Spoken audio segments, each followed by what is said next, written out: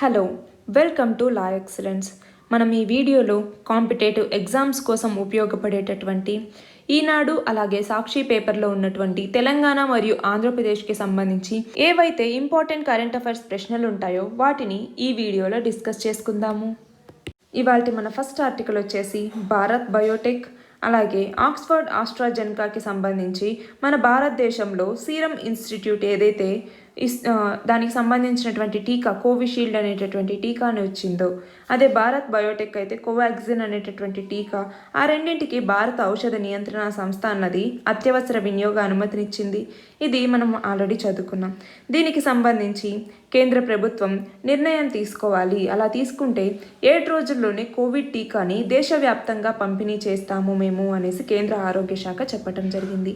అంతేకాకుండా ఇక్కడ చూడండి, హైదరాబాద్ మొహాలీలో ఒక అధ్యయనం చేపట్టారు. దీని ద్వారా కరోనా వైరస్ అన్నది కొంత సమయం వరకు గాలిలో వ్యాపించి ఉంటుంది అనేసి ఇంతకుముందు ఏదైతే చెప్పారో అది ఇక్కడ నిరూపణ అయిందనమాట. 2 గంటల పాటు ఇది గాలిలోనే వ్యాపించి ఉంటుంది అనేసి రుజువైంది.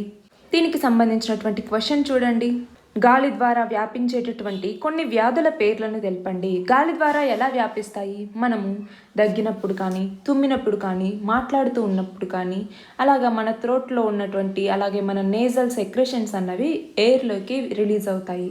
కొన్ని వైరస్, బ్యాక్టీరియా అవి ఎగురుతూ ఉంటాయన్నమాట. అలా గాలిలోనే ఉండి మిగిలినటువంటి పీపుల్ ఎవరైతే మనకు దగ్గరలో ఉంటారో వాళ్ళకి అవి సోకేటటువంటి ప్రమాదం ఉంది. అలా సోకేటటువంటి వ్యాధులు ఏంటి? కామన్ కోల్డ్ అనేసి అంటాం మనం, కోల్డ్ అనేసి, అది influenza, chicken pox, mumps, measles, అలాగే పర్టుసెస్ అనేసి అంటాము. దాని ద్వారా దగ్గు ఎక్కువగా ఉంటుందన్నమాట, దాదాపు 2 వారాల వరకు అలాగా. అది టీబీ అంటాం, ట్యూబర్క్యులోసిస్ అనేసి, డిప్తీరియా, ఇలాగా చాలా వ్యాధులు గాలి ద్వారానే వ్యాపిస్తాయి. మన నెక్స్ట్ ఆర్టికల్ వచ్చేసి గంగా నది యొక్క ప్రక్షాళన గురించి. దీనికి సంబంధించి 1986వ సంవత్సరంలో భారత ప్రభుత్వం అన్నది గంగా కార్యాచరణ ప్రణాళిక అనేటటువంటి ఒక ప్రణాళికని అమల్లోకి తీసుకొచ్చింది. 2009లో మళ్ళీ అదే కార్యక్రమాన్ని మళ్ళీ తిరిగి ప్రారంభించడం జరిగింది. కాలుష్యాన్ని అరికట్టి దాన్ని పరిరక్షించాలి అనేటటువంటి ఉద్దేశంతో గంగా నదికి నేషనల్ రివర్ స్టేటస్ అనేసి అంటాము, జాతీయ నది హోదాని కూడా కల్పించడం జరిగింది. దీనికోసం జాతీయ గంగా నది పరివాహిక ప్రాధికార సంస్థను కూడా తీసుకురావటం జరిగింది. కాలుష్యాన్ని అడ్డుకోవటం ద్వారా గంగా నదీ జలాల యొక్క నాణ్యత అనేది పెంచాలి అన్నటువంటి ఉద్దేశంతో తీసుకురావటం జరిగింది. కానీ ఇందులో కూడా మార్పులు అనేవి పెద్దగా జరగలేదు. తర్వాత 2014వ సంవత్సరంలో నమామి గంగే అన్నటువంటి ఒక ప్రాజెక్ట్ని తీసుకురావటం జరిగింది. దీని కింద భారీగా బడ్జెట్ కేటాయింపులు కూడా ఇవ్వటం జరిగింది. ఉన్నత స్థాయిలో దీనికి చిత్తశుద్ధి ఉన్నా కూడా క్షేత్రస్థాయిలో ఆశించిన ఫలితాలు అనేది రావటం లేదు అనేసి ఇక్కడ ఇవ్వటం జరిగింది. ఇక్కడ చూస్తే స్వచ్ఛ భారత్ మిషన్ కింద గంగా తీరం వెంబడి 99.33% గ్రామాలని ఓడిఎఫ్ అంటాము, ఓపెన్ డెఫికేషన్ ఫ్రీ అనేసి, ఓడిఎఫ్గా దీన్ని బహిరంగ మల విసర్జన రహితంగా ప్రకటించింది ప్రభుత్వం. కానీ గంగానదిలో మానవ వ్యర్థాలతో కూడినటువంటి కోలీఫామ్, ఈ కోలీఫామ్ అనేటటువంటి బ్యాక్టీరియా స్థాయిల్ని ఎంత మాత్రం తగ్గించడానికి సరిపోవట్లేదు. పైగా పరిశ్రమల నుంచి వచ్చేటటువంటి కాలుష్యం, వ్యర్థాలు ఇవన్నీ కూడా నదిలోకి డైరెక్ట్గా పంపించేస్తున్నారు. అంటే వాటికి ఏవైతే కావాల్సినటువంటి ముందుగా తీసుకోవాల్సినటువంటి చర్యలు ఏవైతే ఉంటాయో వాటికి పంపించే ముందు అవి ఏవి కూడా పాటించటం లేదు. శుద్ధి చేయకుండా వదిలేటటువంటి ఈ వ్యర్థ జలాలు భూమిలోకి ఇంకిపోయి భూగర్భ జలాల్లో కలుస్తూ బోర్బావిల ద్వారా ఇంకా కలుషిత జలాల రూపంలో మళ్ళీ గృహాల్లోకే వస్తుంది. వాటిని వినియోగించడం వల్ల కలరా, కామెర్లు, టైఫాయిడ్ ఇలాంటి వ్యాధులు కూడా వస్తూ ఉన్నాయి. కాలుష్య నియంత్రణ మండలి అంటాము, సెంట్రల్ పొల్యూషన్ కంట్రోల్ బోర్డ్ అనేసి CPCB, దీని యొక్క నివేదిక ప్రకారం మన దేశంలోని 60% పైగా మరుగును శుద్ధి చేయకుండానే నదులు, ప్రవాహాల్లో కలుపుతూ ఉన్నారు. ఫలితంగా మన దేశంలో సగం దాకా నదులు కాలుష్యం బారిన పడ్డాయి అన్నది ఈ ఆర్టికల్ అనమాట. దీనికి సంబంధించి క్వశ్చన్ చూడండి, గంగా నది మీద ఆధారపడినటువంటి 40% ప్రజల ఆర్థిక అభివృద్ధి కోసం అలాగే గంగా నది ప్రక్షాళన కోసం 2014లో కేంద్ర ప్రభుత్వం తీసుకొచ్చినటువంటి పథకం ఏది? ఏ పథకాన్ని 2014లో తీసుకొచ్చిందండి? నమామి గంగే అన్నటువంటి ప్రోగ్రామ్ని 2014వ సంవత్సరంలో కేంద్ర ప్రభుత్వం అన్నది తీసుకురావటం జరిగింది. మన నెక్స్ట్ ఆర్టికల్ వచ్చేసి అమెరికాలో జరిగినటువంటి ఎన్నికల గురించి. అమెరికాలో ప్రెసిడెంట్ ఎలక్షన్స్ ఏవైతే జరిగాయో అందులో బైడెన్ గెలవటం జరిగింది. ఆ విషయంలో ట్రంప్ బైడెన్ని అక్కడ ప్రెసిడెంట్గా ఒప్పుకోలేకపోతున్నాడు. ఈయనే ప్రెసిడెంట్ కావాలి అనేసి అక్కడ ఏవో చేస్తున్నారు అనేసి చెప్పటానికి సంబంధించినటువంటిది ఈ ఆర్టికల్ అనమాట.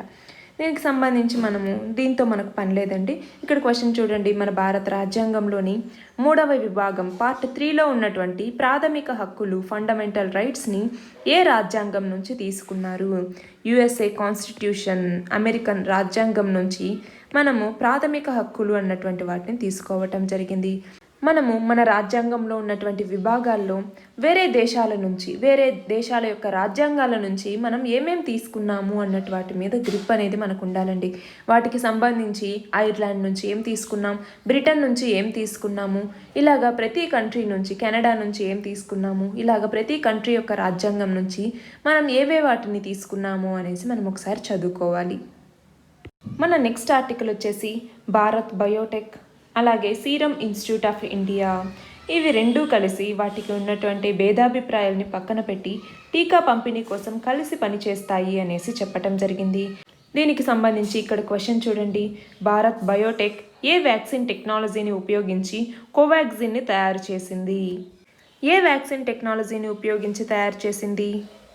కరోనా వైరస్ యొక్క ఇన్యాక్టివేటెడ్ స్ట్రెయిన్ని యూజ్ చేసి భారత్ బయోటెక్ అన్నది కోవాక్సిన్ని తయారు చేయటం జరిగింది. అదే సీరం ఇన్స్టిట్యూట్ ఆఫ్ ఇండియా అన్నది ఏ టెక్నాలజీని ఉపయోగించి కోవిషీల్డ్ అన్నటువంటి టీకాను తయారు చేసింది? కోవిషీల్డ్ అన్నది అడినో వైరస్ వ్యాక్సిన్ టెక్నాలజీని యూజ్ చేసుకొని దాన్ని తయారు చేయటం జరిగింది. మన నెక్స్ట్ ఆర్టికల్ వచ్చేసి మన భారతదేశం లిథియంను దిగుమతి చేసుకునేందుకు దక్షిణ అమెరికా దేశమైనటువంటి అర్జెంటీనా ప్రభుత్వంతో ఒప్పందం అనేది కుదుర్చుకోవటం జరిగింది. ప్రపంచంలో లిథియం నిల్వలు ఎక్కువగా ఉన్నటువంటి దేశాల్లో అర్జెంటీనా అన్నది 3వ స్థానంలో ఉంది. చైనా మీద ఆధారపడడం తగ్గించుకోవటంతో పాటు విద్యుత్ వాహన వినియోగం అనేది పెరుగుతూ ఉన్నటువంటి టైంలో మన ప్రభుత్వం ఈ నిర్ణయం తీసుకోవటం జరిగింది. దీనికి సంబంధించినటువంటి క్వశ్చన్ చూడండి. భారత తయారీ రంగంలో లిథియం ఉపయోగాలు ఏమిటి అనేసి అడగటం జరిగింది. లిథియంని చాలా వాటిలో యూజ్ చేస్తారండి. రీఛార్జబుల్ బ్యాటరీస్ ఏవైతే మొబైల్ ఫోన్స్లో, ల్యాప్టాప్స్లో, డిజిటల్ కెమెరాస్ అలాగే ఎలక్ట్రానిక్ వెహికల్స్కి సంబంధించినటువంటి రీఛార్జబుల్ బ్యాటరీస్లో లిథియంని యూజ్ చేయటం జరుగుతుంది. అంతేకాకుండా కొన్ని నాన్ రీఛార్జబుల్ బ్యాటరీస్లో కూడా, అంటే హార్ట్ పేస్ మేకర్స్ అలాగే కొన్ని టాయ్స్ బొమ్మల్లోనూ, క్లాక్స్లోనూ నాన్ రీఛార్జబుల్ లిథియం బ్యాటరీస్ని కూడా వాడతారు. కేవలం ఇండస్ట్రియల్గా మాత్రమే కాకుండా లిథియంని కాస్మెటిక్ ప్రోడక్ట్స్లోను, baby powders, deodorants, perfumes, skin care products అలాగే హెయిర్ ప్రోడక్ట్స్లో కూడా వీటిని వాడటం జరుగుతుంది. మన ప్రపంచంలో చిలీ, ఇది కూడా అర్జెంటీనా పక్కనే ఉంటుందండి. ఇది కూడా దక్షిణ అమెరికా దేశమే. చిలీలో లిథియం రిజర్వ్స్ అనేది లార్జెస్ట్గా ఉన్నాయి వరల్డ్ వైడ్లో చూస్తే. దాని తర్వాత సెకండ్ ప్లేస్లో ఆస్ట్రేలియా అనేది ఉంది. 3వ ప్లేస్లో అర్జెంటీనా అనేది ఉంది. ఇవి 3 కూడా లార్జెస్ట్ లిథియం రిజర్వ్స్ ఉన్నటువంటి కంట్రీస్ అనమాట. మన నెక్స్ట్ ఆర్టికల్ వచ్చేసి మన భారతదేశ ఆర్థిక వ్యవస్థ అన్నది 2020-21 సంవత్సరానికి సంబంధించి 9.6% మేర క్షీణించవచ్చు అనేసి ప్రపంచ బ్యాంక్ అంచనా వేసింది. 2021-22లో కేవలం 5.4% మాత్రమే వృద్ధి నమోదు చేస్తుంది అనేసి వరల్డ్ బ్యాంక్ ఇచ్చినటువంటి గ్లోబల్ ఎకనామిక్ ప్రాస్పెక్ట్స్ అనేటటువంటి నివేదికలో ఇవ్వటం జరిగింది. 2020-21 తక్కువ ప్రాతిపదిక కారణంగా ఇలా 2021-22కి సంబంధించి తక్కువ వృద్ధి అనేది నమోదవుతుంది అనేసి చెప్పటం జరిగింది. కరోనా వల్ల మన దేశంలో ఉన్నటువంటి వివిధ రంగాల్లో ఉద్యోగులు వాళ్ళ యొక్క ఆదాయాలు కూడా దెబ్బతిన్నాయి. భారత్ వృద్ధి రేటు కూడా తగ్గుతూ ఉన్నటువంటి సమయంలో ఈ కరోనా రావటం వల్ల మన దేశ ఆర్థిక వ్యవస్థ మీద ఎక్కువ ప్రభావం అనేది పడింది. అంతేకాకుండా మన ఆర్థిక రంగంలో ఉన్నటువంటి నిరర్ధక రుణాలు ఏవైతే ఉన్నాయో అవి అధిక స్థాయిలో ఉన్నాయి ఇప్పటికే అనేసి ప్రపంచ బ్యాంక్ చెప్పటం జరిగింది. దీనికి సంబంధించి క్వశ్చన్ చూడండి. గ్లోబల్ ఎకనామిక్ ప్రాస్పెక్ట్స్ నివేదికను ఎవరు ఇస్తారు? వరల్డ్ బ్యాంక్ అనేది ఇవ్వటం జరుగుతుంది. దీనికి సంబంధించి ఇక్కడ చూడండి. ఈ నివేదిక 2021-22లో భారతదేశ ఆర్థిక వృద్ధి ఎంత ఉంటుంది అనేసి అంచనా వేసింది. ఎంత ఉంటుందని అంచనా వేసింది? 5.4% ఆర్థిక వృద్ధి ఉంటుంది అనేసి అంచనా వేయటం జరిగింది. మన నెక్స్ట్ ఆర్టికల్ వచ్చేసి భూముల యొక్క రీసర్వే నేపథ్యంలో నిషిద్ధ జాబితాలో ఉన్నటువంటి భూముల్ని విడిపించేటప్పుడు, నిషిద్ధ జాబితాలోకి కొత్తగా భూముల్ని చేర్చేటప్పుడు కూడా అప్రమత్తంగా ఉండాలి అనేసి రెవెన్యూ శాఖ చెప్పడం జరిగింది. ఈ భూముల రీసర్వే కింద రాష్ట్రంలో ఉన్నటువంటి మొత్తం భూముల యొక్క ప్రస్తుత పరిస్థితి ఏంటి, అందులో సమస్యలు ఏమున్నాయి, పరిష్కార మార్గాలు ఏమున్నాయి అనేసి అధ్యయనం చేయించడం జరిగింది. దీనికి సంబంధించి 1954 చట్టం ప్రకారం అసైన్డ్ భూముల బదిలీ మీద నిషేధం అనేది ఉంది. వాటిని నిషిద్ధ భూములు అనేసి అంటాం. అయితే 2018 నవంబర్లో ఇచ్చినటువంటి ఒక జీవో ప్రకారం రిజిస్ట్రేషన్ల మీద నిషేధం విధించినటువంటి భూముల జాబితాని కలెక్టర్లు పరిశీలించి సవరించిన జాబితాని మళ్ళీ రిజిస్ట్రేషన్ శాఖకు పంపాల్సి ఉంటుంది. అయితే స్వాతంత్ర సమరయోధులు, మాజీ సైనిక ఉద్యోగులు వాళ్ళకు సంక్రమించినటువంటి అసైన్డ్ భూములు 10 ఏళ్ల తర్వాత విక్రయించుకోవచ్చు. ఆ 10 ఏళ్ల వరకు ఆ భూములన్నీ కూడా నిషిద్ధ భూముల జాబితాలో ఉంటాయి. మీకు నిషిద్ధ భూములు అంటే ఏంటో అర్థమైందా అండి? ఇక్కడ క్వశ్చన్ చూడండి, నిషిద్ధ భూములు, చుక్కల భూములు అంటే ఏంటి అనేసి. నిషిద్ధ భూములు అంటే ఇలా వీళ్ళకు ఆ సంక్రమించినటువంటి అసైన్డ్ భూముల్ని 10 సంవత్సరాల వరకు వాళ్ళు విక్రయించుకోవటానికి వీల్లేదు. 10 సంవత్సరాల తర్వాత పూర్తయిన తర్వాత నిషిద్ధ జాబితా నుంచి ఈ భూముల్ని తొలగించి ఏ తేదీకైతే ముగుస్తుందో వాళ్ళకి ఆ తర్వాత విక్రయించుకోవటం జరుగుతుందన్నమాట, రిజిస్ట్రేషన్ చేయించుకొని. ఒకవేళ రాజకీయ బాధితులకు కనుక భూములను ఇస్తే వాళ్ళకి ఎలాంటి షరతులు లేకుండానే నిషేధిత జాబితా నుంచి తొలగించి వాళ్ళకి రిజిస్ట్రేషన్ చేసుకోవచ్చు అన్నమాట.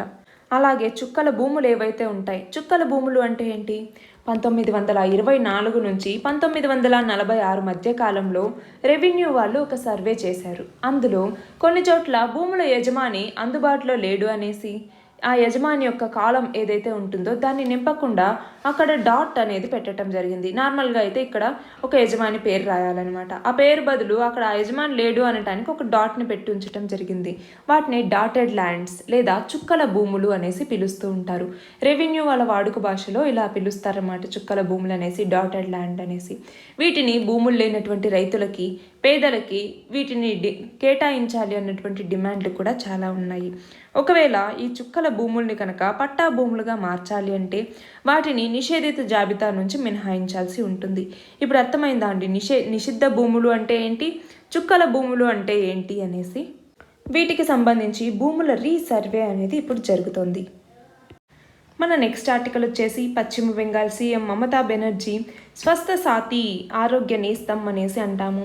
ఈ స్వస్థ సాథీ అనేటటువంటి కార్డ్ని వాళ్ళ యొక్క రాష్ట్ర ప్రజల యొక్క ఆరోగ్యం కోసం మన దగ్గర ఆరోగ్యశ్రీ కార్డు ఎలాగైతే మనం ప్రొవైడ్ చేస్తామో వాళ్ళకి ఎలాగా స్వస్థ సాథీ అనేటటువంటి కార్డ్ని ప్రొవైడ్ చేయటం జరుగుతుంది.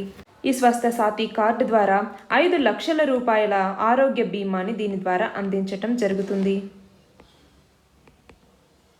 దీనికి సంబంధించినటువంటి క్వశ్చన్ చూడండి, ఆరోగ్య సేవల కోసం స్వస్థ సాథీ కార్డుని తీసుకొచ్చినటువంటి రాష్ట్రం ఏది? ఏ రాష్ట్రం? వెస్ట్ బెంగాల్. వెస్ట్ బెంగాల్ అనేది ఆరోగ్య సేవల కోసం స్వస్థ సాథీ అనేటటువంటి కార్డుని తీసుకొచ్చింది. మన నెక్స్ట్ ఆర్టికల్ వచ్చేసి ఉగ్రవాదుల మీద పోరాటం కోసం ఏర్పడినటువంటి ఆంధ్రప్రదేశ్ ఆక్టోపస్కి ప్రత్యేకమైనటువంటి ఆధునిక అస్త్రాలని ఇవ్వటం జరిగింది. అర్బన్ వార్ఫేర్ యొక్క మెలకువలు, నైపుణ్యాలు ఇవన్నీ కూడా ఈ కమాండోలకి ఉంటాయన్నమాట. వీళ్ళు ఉపయోగించే ఆయుధాలు కూడా ఎంతో వ్యూహాత్మకంగా ఉంటాయి. అలాంటి ఈ ఆక్టోపస్లకి ఆధునిక సాంకేతికతతో కూడినటువంటి కొన్ని పరికరాలని ఇవ్వటం జరిగింది. ఆ పరికరాలు ఏంటి అన్నది ఇక్కడ ఇవ్వటం జరిగింది. చూడండి, బ్లాక్ హోర్నెట్ నానో యూఏవి అంటే ఏంటి? Unmanned aerial vehicle. దాన్ని మనం డ్రోన్ అని కూడా పిలుస్తూ ఉంటాము. ఇది అత్యంత సూక్ష్మమైనటువంటి మానవరహిత విమానం అన్నమాట. దీనిని ఇవ్వటం జరిగింది.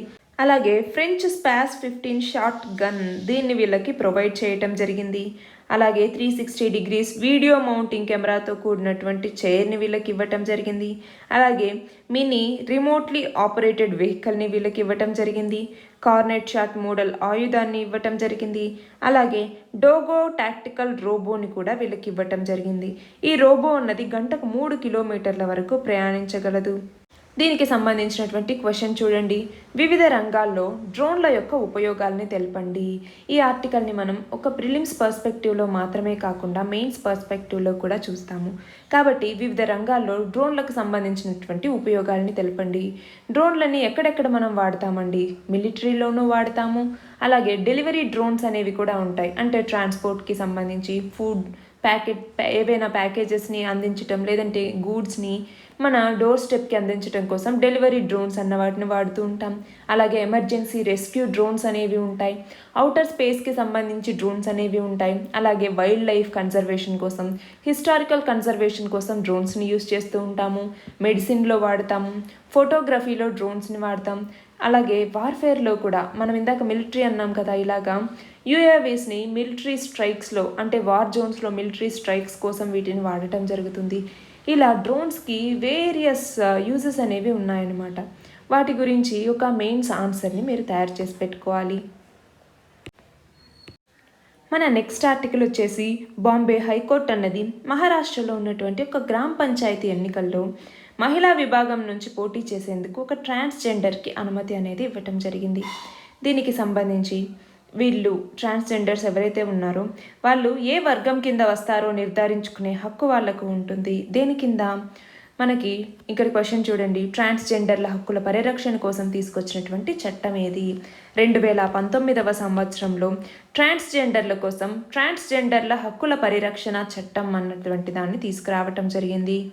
దీని కింద ట్రాన్స్జెండర్లు వాళ్ళు ఏ వర్గం కింద వస్తారో నిర్ధారించుకునేటటువంటి హక్కు వాళ్ళకు ఉంటుంది. మన నెక్స్ట్ ఆర్టికల్ వచ్చేసి NDRF జాతీయ విపత్తు ప్రతిస్పందన దళం అనేసి అంటాము. ఇందులో మహిళలకు కూడా ప్రవేశం లభించింది.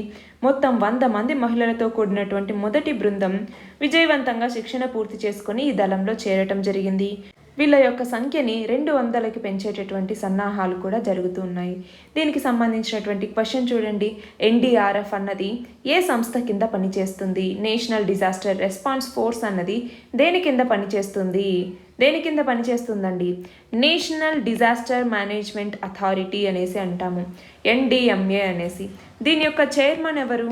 ప్రధానమంత్రి. PM అన్నది దీనికి చైర్మన్గా వ్యవహరించటం జరుగుతుంది. మన నెక్స్ట్ ఆర్టికల్ వచ్చేసి ఈ పోస్టల్ బ్యాలెట్ గురించి. విదేశాల్లో ఉన్నటువంటి భారతీయ ఓటర్లకి ఎలక్ట్రానిక్ పోస్టల్ బ్యాలెట్ని అందుబాటులోకి తీసుకురావాలి అని చెప్పేసి కేంద్ర విదేశీ వ్యవహారాల మంత్రిత్వ శాఖ అన్నది ఎన్నికల సంఘానికి సూచించటం జరిగింది.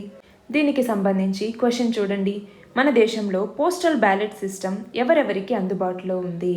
ఆల్రెడీ పోస్టల్ బ్యాలెట్ సిస్టమ్ అనేది మన దగ్గర ఎవరైతే ఆర్మీలో, అలాగే నేవీలో, అలాగే ఎయిర్ ఫోర్స్లో పనిచేస్తూ ఉంటారో వాళ్ళకి, అలాగే ఆర్మ్డ్ పోలీస్ ఫోర్సెస్, ఒక స్టేట్కి సంబంధించి ఆర్మ్డ్ పోలీస్ ఫోర్స్ ఎవరైతే ఉంటారో వాళ్ళకి, అలాగే గవర్నమెంట్ ఎంప్లాయీస్ ఎవరైతే అవుట్ సైడ్ ఇండియా, అంటే మన దేశం బయట ఎవరైతే మన గవర్నమెంట్ ఎంప్లాయీస్ ఉన్నారో వాళ్ళకి, అలాగే వాళ్ళ భార్యలకి ఈ ఓట్ని పోస్ట్ ద్వారా పంపించేటటువంటి అవకాశం అనేది ఉంది. అంతేకాకుండా కొంతమంది స్పెషల్ ఓటర్స్ అనేవాళ్ళు ఉంటారు. ఎవరు? President, vice president, governors, union cabinet ministers, speaker of the house, అలాగే గవర్నమెంట్ ఆఫీసర్స్ ఎవరైతే డ్యూటీలో ఉంటారో, పోలింగ్ డ్యూటీలో ఉంటారో వాళ్ళకి పోస్ట్ ద్వారా ఓట్ చేసేటటువంటి ఆప్షన్ అనేది ఉంది. మన నెక్స్ట్ ఆర్టికల్ వచ్చేసి మన దేశంలో ఉన్నటువంటి 3 ప్రధాన రాష్ట్రాలైనటువంటి పశ్చిమ బెంగాల్, తెలంగాణ, గుజరాత్, ఈ 3 కూడా బొగ్గు ఆధారిత పరిశ్రమల నుంచి విద్యుత్ శక్తి అనేది పొందుతుంది.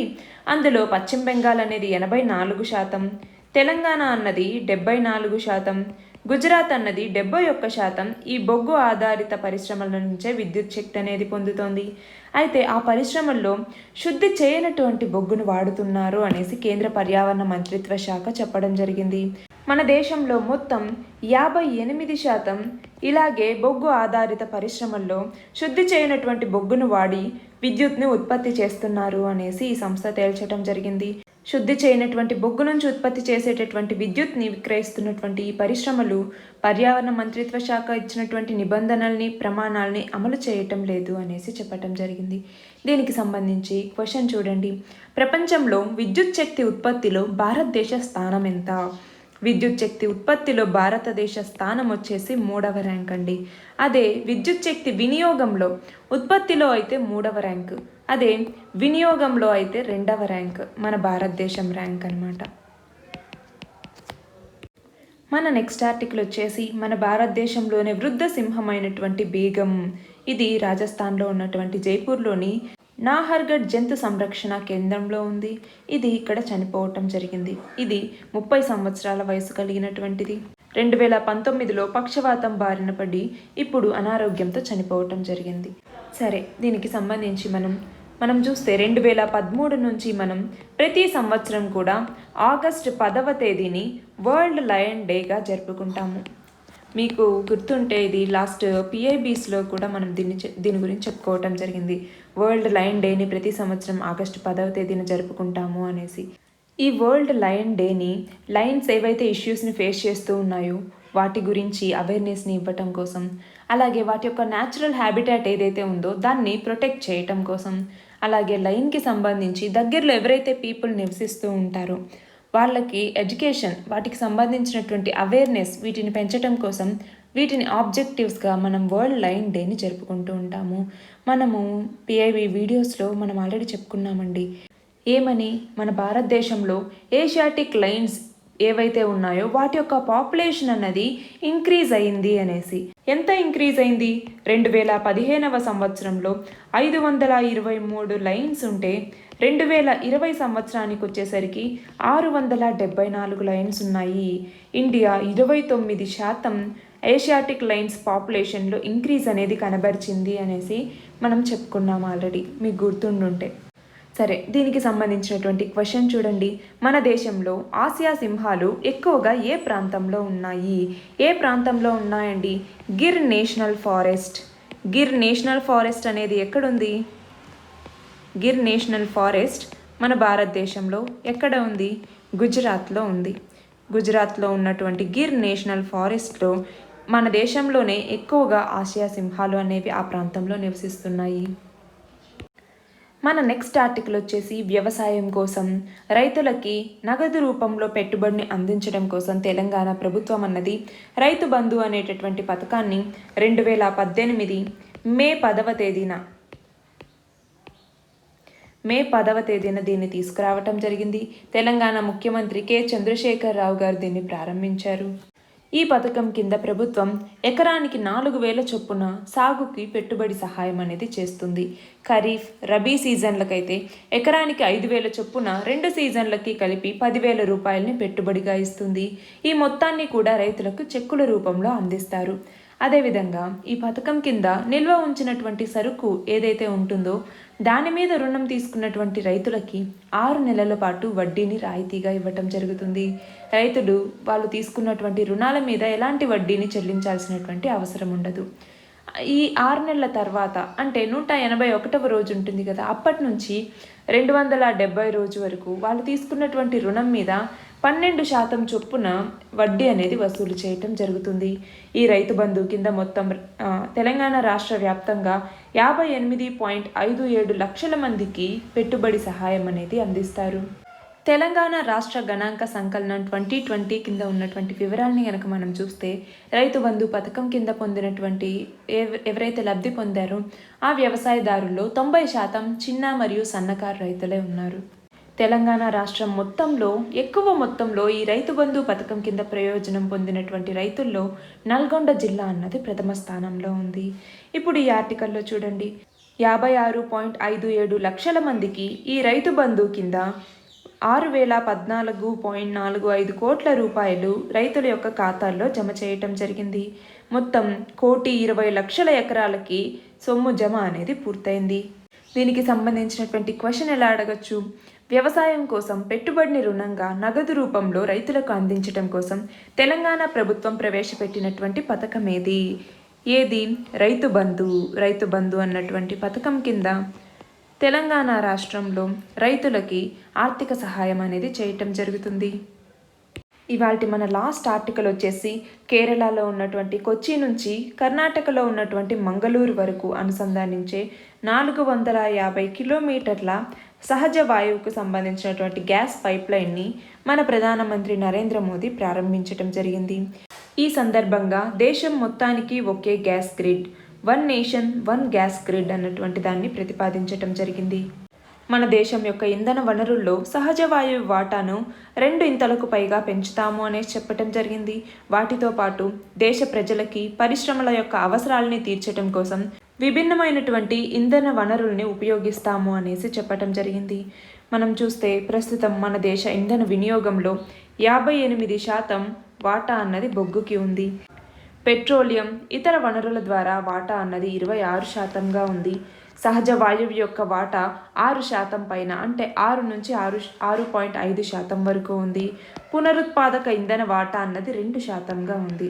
2030 సంవత్సరానికల్లా సహజ వాయువు వాటాని 6-15% పెంచేలాగా కృషి చేస్తామని చెప్పటం జరిగింది. దీనికి సంబంధించిన క్వశ్చన్ చూడండి. మన దేశ ఇంధన వినియోగంలో సహజ వాయువు వాటా ఎంత?